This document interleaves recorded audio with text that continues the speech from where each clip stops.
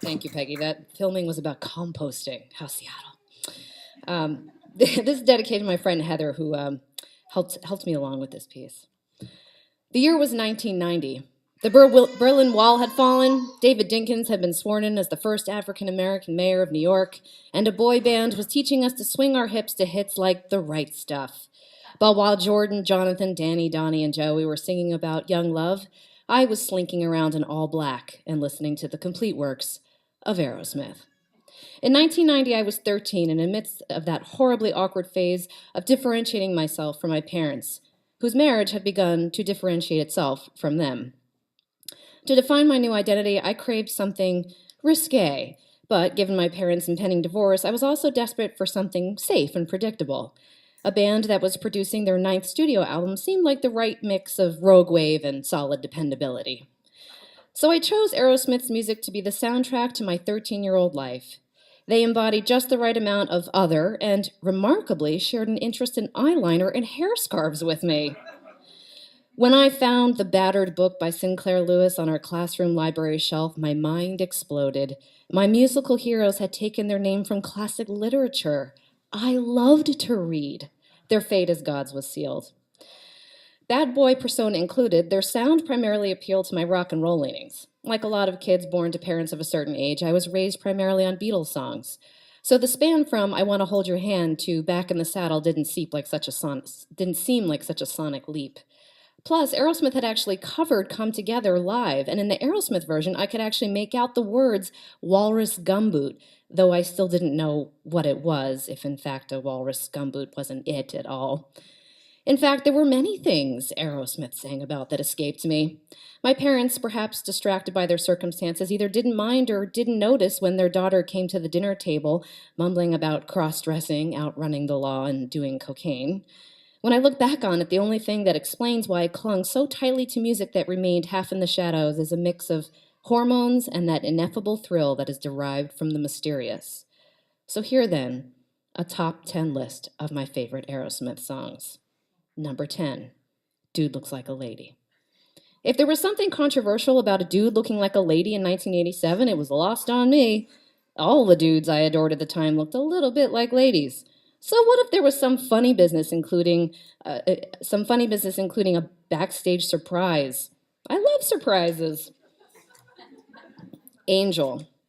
Not only did I play this song every single night before bed, my best friend and I figured out how to sing harmony to it.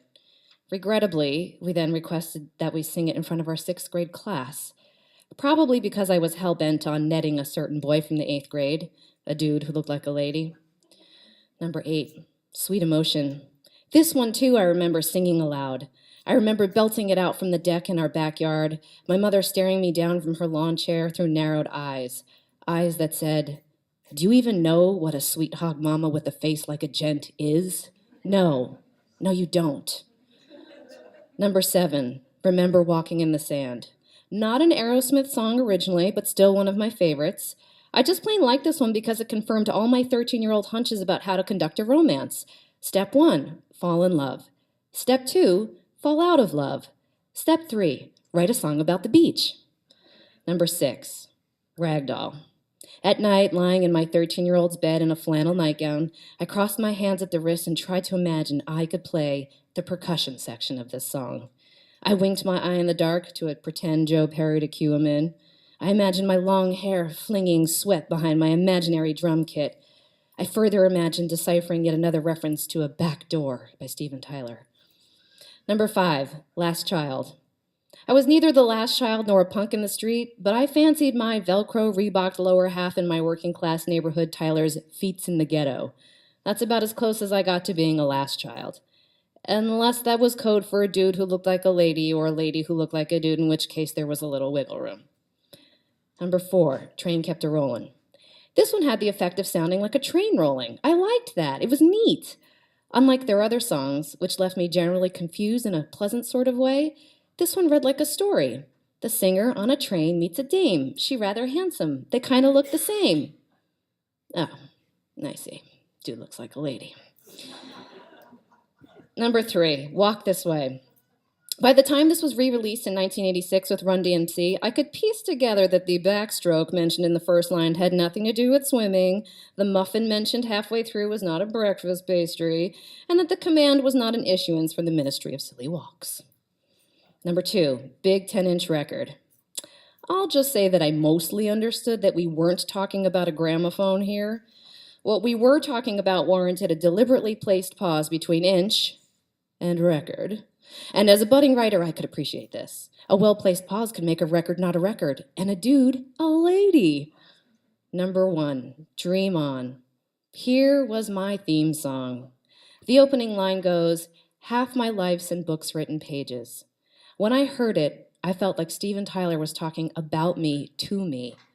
As a rule, I couldn't understand more than half of what Aerosmith was singing about, but that was not the point. The point was that they kept writing, and I kept listening. Our support was mutually beneficial. When I could understand their songs, this is what I took away. Things are not what they seem. Heralded institutions like love and justice often fall short of their promises. As a 13-year-old, lascivious innuendo aside, this was life-affirming. It meant I wasn't the only one experiencing heartache in the world. It meant I had company, and though that company was a group of men more than twice my age, I grasped our common humanity. At an age when I felt compelled to blindly forge my own way, what greater reassurance could music offer than this? That the world is a cruel but recoverable place.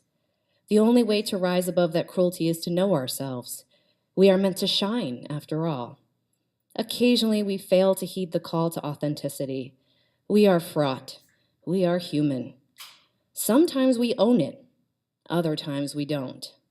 Sometimes we are the ladies, and sometimes we are just dudes looking like ladies. Thanks.